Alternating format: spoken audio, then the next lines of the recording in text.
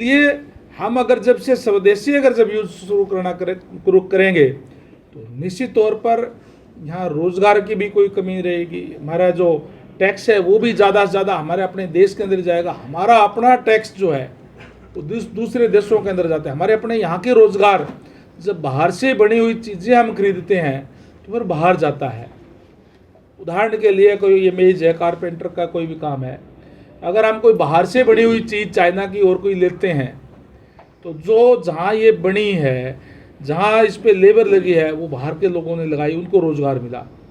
हमारा यहीं का कारपेंटर ये बनाएगा, यहीं के हमारे जो लोग बनाएंगे, तो ये जो टैक्स भी यही मिलेगा, रोज़गार उनको मिलेगा, और जो पैसा हम देंगे वो और बाज़ार के अंदर वो लगाएगा तो उससे भी रोज़गार जो मिलेगा। जब पैसे का जब सर्कल घूमता है, हमारा पैसा अगर यहीं घूमता है तो उससे हमें और ज़्यादा जो है उसका लाभ मिलता है, रोज़गार मिलता है, टैक्स मिलता है, देश आगे बढ़ता है। इसीलिए माननीय हमारे यशस्वी प्रधानमंत्री जी ने जो नारा दिया है वोकल फॉर लोकल का, उसमें हम इम्प्लीमेंट करेंगे तो निश्चित रूप से भारत जो है दुनिया का सिरमौर होगा। और हमारे जो देश के यशस्वी प्रधानमंत्री के नेतृत्व के अंदर निश्चित रूप से देश का गौरव विश्व पोर्टल पर बढ़ा है। इसलिए हमें हर एक भारतीय को आज गर्व है इस बात का कि ऐसा हमारा जो आज नेतृत्व हमारे पास है, जो राष्ट्र प्रथम रख करके कोई भी कार्य करता है। हमने देखा कि पिछले दिनों किस तरीके से अमेरिका के राष्ट्रपति ने जो कहा कि हम भारत के ऊपर 50% टैरिफ लगाने का काम करेंगे, लेकिन आज हमारे पास ऐसा नेतृत्व था, झुका नहीं। उन्होंने कहा कि विश्व जो खुला व्यापार है, जहाँ मेरे राष्ट्र का हित होगा हम वहीं डील करने का काम करेंगे। और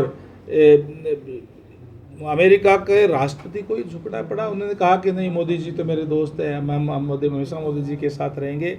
तो जिस पे हर एक भारतीय को अपने आप में जो है गर्व होता है, ऐसा नेतृत्व आज हमारे पास है। आज भिवानी आने का उद्देश्य ये जो हमारे साथी लोग हैं काफ़ी कह रहे थे कि पिछले दिनों जब 13 तारीख को यहाँ 13 जुलाई को जो है जयंती हुई थी, बहुत अच्छी ऐतिहासिक जयंती मनाने का काम किया था। तो इन साथियों से मिलने के लिए भी, इनका धन्यवाद करने के लिए भी साथ में मैं आया था। मंत्री जी, वोट चोरी उनके हुए हैं कांग्रेस के कार्यकलापों से। जो कार्यकलाप मैंने अभी बताया आपको, जिस तरीके से ये कह करके ये वोट लेते थे कि कांग्रेस का हाथ गरीब के साथ, और जब सत्ता आ जाती थी, लंबे समय तक देश में भी प्रदेश के अंदर इन्होंने राज करने का काम किया, फिर इनको गरीब कहीं दिखाई नहीं देता था। आज वो गरीब अपने हितैषी को पहचान करके भारतीय जनता पार्टी के साथ है। ये वोट चोरी ये कह रहे हैं। इनके अपने बात के अंदर ही कंट्राडिक्शन होता है। कभी तो ये कहते हैं कि फर्जी वोट बना लिए जी, वोट क्यों बना दिए इतने, और जब इलेक्शन कमीशन सर्वे करा करके अगर फर्जी वोट को काटने का काम करता है तो कहते हैं कि बीजेपी कटवाने का काम करिए, काटे क्यों जा रहे हैं। इलेक्शन कमीशन ऑफ इंडिया जो है वो एक इंडिपेंडेंट एजेंसी है, वो किसी के दबाव में काम नहीं करती, और वोट बनाने का काटने का भी एक तरीका है। कोई भी व्यक्ति अपना वोट दूसरी जगह से शिफ्ट भी करा सकता है, और कोई यहाँ से कोई दूसरी जगह चला गया तो उसके वोट काटे भी जाते हैं। उसका सारों का एक तरीका है, एक सिस्टम है, उसके तहत ही वो सारे काम होते हैं। और किसी को ऐतराज़ होता है तो वो भी अपना ऐतराज़, आज तो डिजिटल का समय है, ऑनलाइन अपना जो है वो अपना ऑब्जेक्शन वो कर सकता है और अपना वोट ठीक करवा सकता है। लेकिन ये इसलिए इस बात का कह रहे हैं, इनके पास कोई मुद्दा नहीं है, इसलिए कह रहे हैं, इनको पता है कि बिहार का चुनाव है, उसमें इनकी हार होने वाली है। फिर ये कह सकेंगे कि हम तो इसलिए हार गए कि हमारे तो वोट चोरी हो गए, ये हो गए, तो बहाना ढूंढ रहे हैं। एक मंत्री जी, आपने कहा कि खाद्य पदार्थों पे जीएसटी काफ़ी कम होगी, तो जो कंपनियां थी, जैसे 3 वाला दूध की बात करें, अमूल दूध की बात करें, उन्होंने पहले ही रेट बढ़ा दिए, तो इसको किस प्रकार से? देखिए, जब टैक्स कम होगा तो स्वाभाविक है कि उसके रेट जो है कम होंगे। बढ़ा नहीं दिए, वो अब जब टैक्स अभी जब लागू हो गए तो उससे रेट कम होंगे, तो निश्चित रूप से उनको लाभ मिलेगा और उसके टैक्स भी कम होंगे। और जो हमारा जो उसको प्रोडक्शन करने वाला किसान है, उसको भी इस बात का लाभ होगा। मंत्री जी, एक अंतिम सवाल है। किसान खाद की, डीएपी खाद का इंतजार कर रहा है और लग रहा है कि 1 महीने से पहले अभी डीएपी नहीं आने वाली। सरकार क्या सोच रही है अभी तक, और कब तक किसानों को खाद मिलनी शुरू हो जाएगी? देखिए, आप पत्रकार साथी हैं, आपसे भी निवेदन करूंगा कि इस तरीके की, और आपके चैनल के माध्यम से बताना भी चाहूँगा, इस तरीके के किसानों को कोई चिंता करने की ज़रूरत नहीं है। मैं खुद किसान हूँ। आज तो अभी गेहूं की बिजाई होनी है, उसमें डीएपी चाहिए, या सरसों की बिजाई होनी है, उसमें डीएपी चाहिए, अदरवाइज उससे पहले नहीं चाहिए। और ये कई बारी हम मीडिया के अंदर, सोशल मीडिया का ज़माना भी है, उसमें ज़्यादा चर्चा करके लोगों के दिमाग में, किसानों के भी कहीं ना कहीं ये हो जाता है यार कहीं कोई आगे कम ना हो जाए।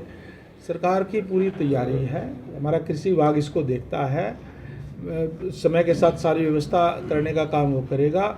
इसलिए जब इस तरीके की बातें फैल जाती है तो किसी को अगर आज मान लो 1 कट्टे की ज़रूरत है, हो सकता है एडवांस में यार गेहूँ बीजने है, उसकी भी अभी इकट्ठी कर लूँ, 10 कट्टे बैग मंगा लूँ, और वो शॉर्टेज ना होते हुए भी शॉर्टेज हो जाती है।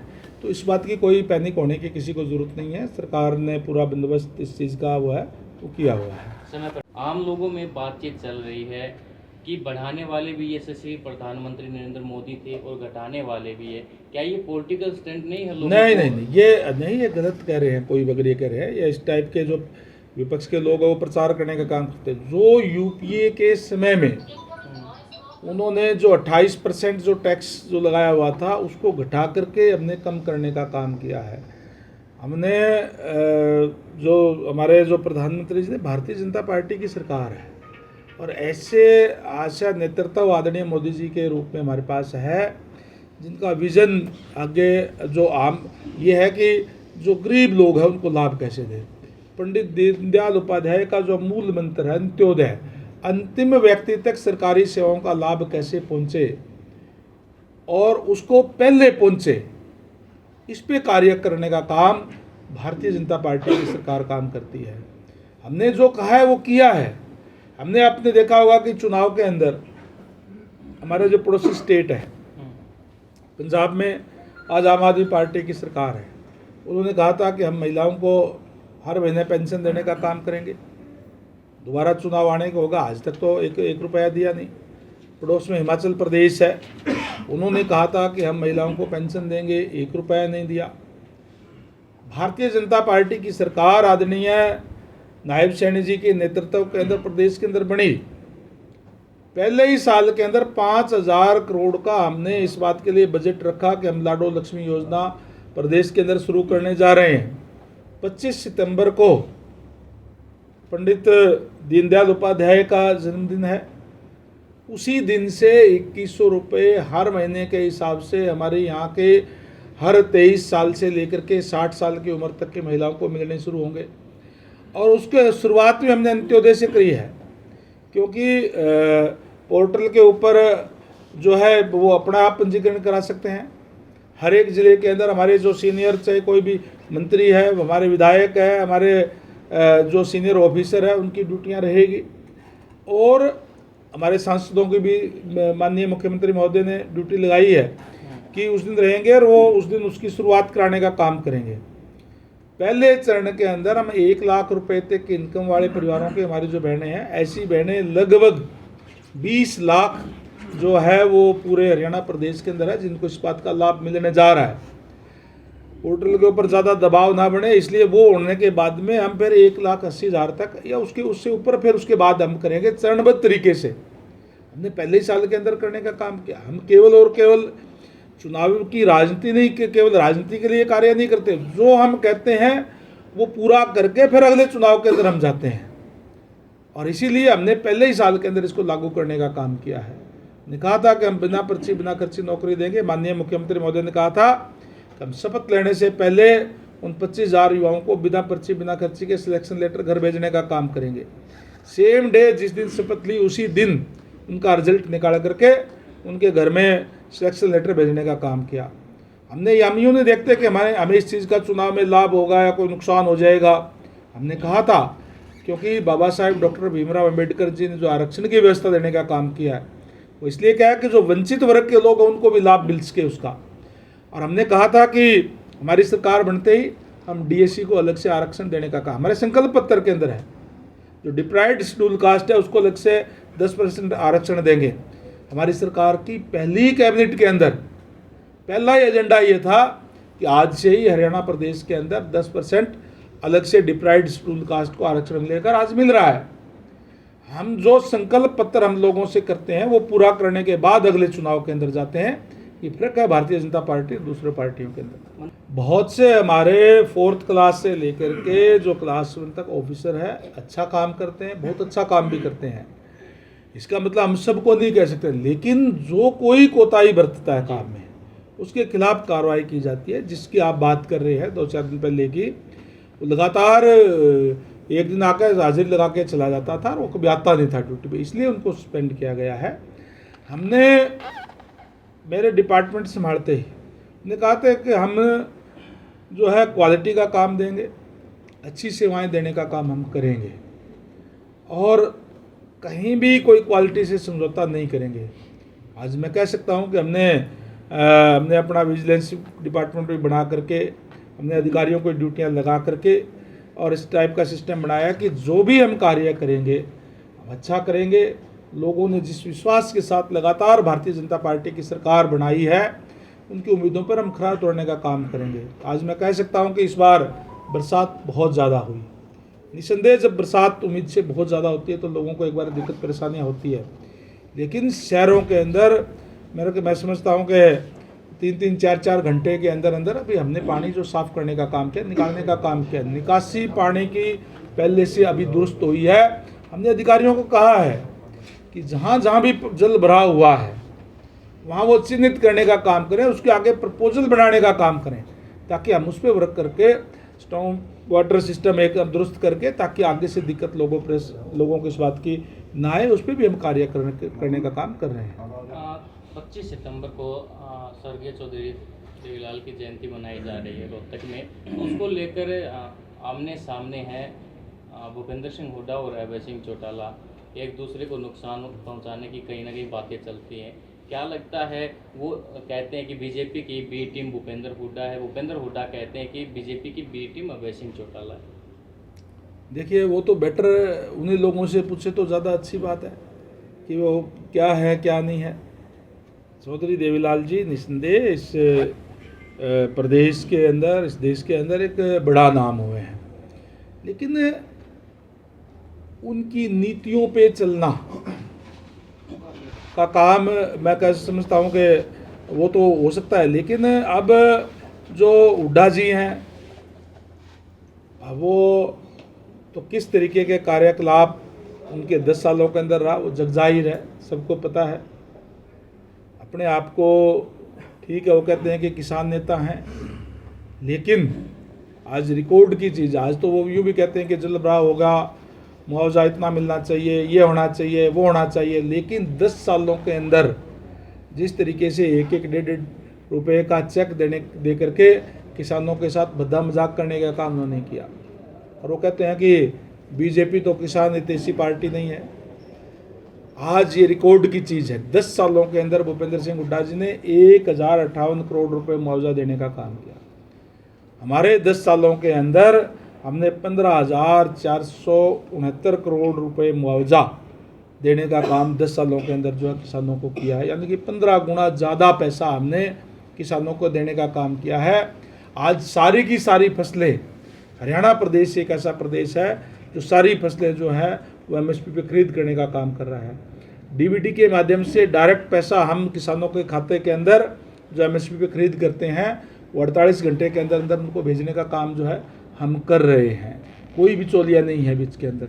इसी तरीके से हमारी जो किसान निधि आती है सीधा डीबीटी के माध्यम से किसान के खाते के अंदर जाती है, और उनके समय में जिस तरीके का होता था लोगों को पता। यही कारण है कि आज जो लोग जो कांग्रेस के साथ होते थे कभी, वो आज भारतीय जनता पार्टी के साथ हुए। खासकर जो गरीब लोग हैं, पिछड़े हैं, दलित हैं, जिनके साथ जो अन्याय लगातार कांग्रेस पार्टी ने करने का काम किया है, आज वो सारे के सारे मजबूती के साथ भारतीय जनता पार्टी के साथ खड़े हैं। इसीलिए लगातार भारतीय जनता पार्टी की सरकार प्रदेश के अंदर भी है और देश के अंदर भी है, जहाँ तक विपक्ष की बात है, वो तो आपस के अंदर ही एक दूसरे को निपटाने का काम कर रहे हैं।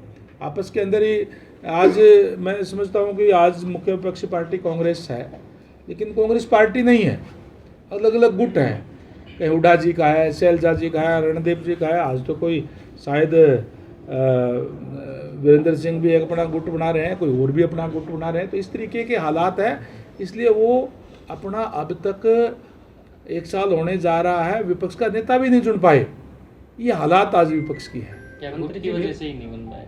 निश्चित रूप से मंत्री जी, भिवानी की बात करें तो भिवानी के अंदर जो पुल बढ़ रहे हैं वो कीड़े की चाल से रहे हैं, लोगों को काफ़ी परेशानियाँ होती है, क्या कहना चाहिए? कौन सा ओवरब्रिज की बात कर रहे हैं? दादरी देखिए, इस टाइम में अभी जैसे आपको पता है कि इस बार बरसात भी ज़्यादा आई है, बरसात के समय में थोड़ा काम डिले हो सकता है, लेकिन हमने हमारी जो काम करने वाली एजेंसीज हैं उनको भी कह दिया, हमने अपने अधिकारियों को भी कह दिया, हमें क्वालिटी का काम चाहिए, समयबद्ध तरीके से चाहिए।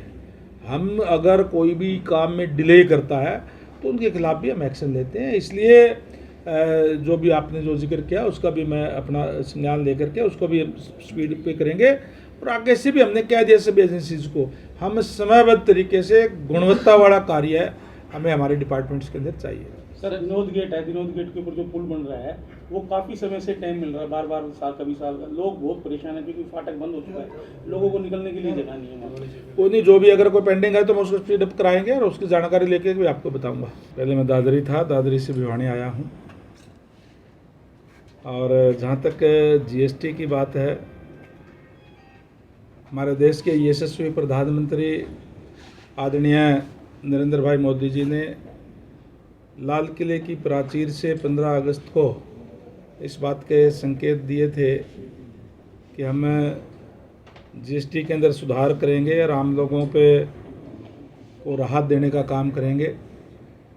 मैं धन्यवाद देना चाहूँगा माननीय प्रधानमंत्री जी को, जिन्होंने 1 महीने के अंदर अंदर ही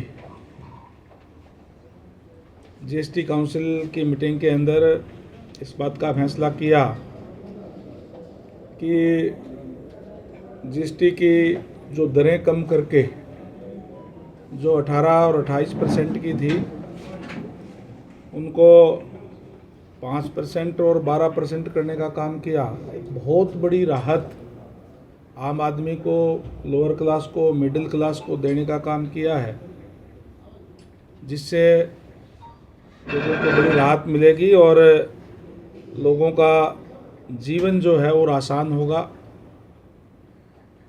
खासकर जो खाद्य पदार्थ है उसके ऊपर कई चीज़ों पे 0 टैक्स करने का काम किया है। कहीं पे जो 12% 18% था उसको 5% करने का काम किया है। और इसी तरीके से चाहे वो कृषि उपकरण है, जो कृषि अवशेष प्रबंधन के उपकरण है, उन पे ऊपर भी माननीय मुख्यमंत्री महोदय के अनुरोध पे जो जीएसटी है वो कम किया गया है, जिससे किसानों की लागत कम आएगी। जो ट्रैक्टर है 1800 सीसी तक के, उन पे भी टैक्स जो 5% कर दिया गया है। और मैं समझता हूँ कि एक एक ट्रैक्टर के अंदर किसान को आज 50,000, 60,000, 70,000 रुपये उसकी कीमत जो है कम हुई है। चाहे वो खाद है, चाहे पेस्टिसाइड है, चाहे और जो दूसरी जो खेती में उपयोग होने वाली चीज़ें हैं, उन पे या तो 0% टैक्स कर दिया गया है या 5% कर दिया गया है। बड़ी राहत देने का काम किया है आम आदमी के लिए। खासकर जो स्वास्थ्य के लिए जो दवाइयाँ हैं उन पे टैक्स जो 0% कर दिया गया है। और जो स्वास्थ्य उपकरण है, चाहे ग्लूकोमीटर है, चाहे और जो दूसरी मशीनें जो ज़रूरत होती है, उस पे भी जीएसटी घटा करके 5% किया गया है, जिससे आम आदमी का इलाज जो है वो सस्ता होगा। इसी तरीके से जो रोज़मर्रा की जो चीज़ें हैं, जो हर रोज़ डेली उपयोग में होने वाली चीज़ें हैं, उनके ऊपर 0 से 5% तक टैक्स किया गया है। जो चीज़ें अहितकारी है, नुकसानदेह है, उन चीज़ों पे टैक्स बढ़ाया गया है। जिस तरीके से तंबाकू है, सिगरेट है, नशे वाली चीज़ें हैं, ये इसके ऊपर टैक्स जो 40% तक किया गया है, या जो पैक्ट के अंदर जो जूस आता है, जो पैक्ट के अंदर जो भी खाद्य पदार्थ होते हैं, जिसमें मतलब जो जूस वगैरह जिससे सेहत में वो हानिकारक होते हैं, उनको हतोत्साहित करने के लिए उस पर टैक्स बढ़ाया गया है। आज कह सकता हूँ कि देश के यशस्वी प्रधानमंत्री जी ने देश को दिवाली का एक तरीके से तोहफा देने का काम किया है देश के लोगों को।